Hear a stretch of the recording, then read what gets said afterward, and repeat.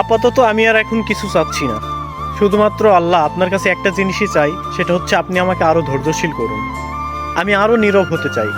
আমার জীবনের সাথে যা হচ্ছে হোক, আমি সব কিছু মেনে নেব।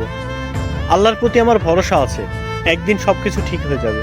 হয়তো এখন সময় খারাপ যাচ্ছে, এই জন্যে আমার এই অবস্থা। তবে মানুষের সময় কিন্তু সব সময় এক থাকে না। এখন খারাপ সময় যাচ্ছে, ইনশাল্লাহ ভবিষ্যতে হয়তো ভালো সময় আসবে। আমি সেই সময়ের অপেক্ষায় থাকবো। কিন্তু আল্লাহ, আপনি আমাকে আরও ধৈর্যশীল বানান। আমি আরও নীরব হতে চাই। যতটা নীরব হলে মানুষ বুঝতে পারবে না আসলে আমার ভেতরে কি হচ্ছে, কেন হচ্ছে। একমাত্র আপনি আর আমি জানলেই যথেষ্ট। আপনি আমাকে আরও ধৈর্যশীল করুন।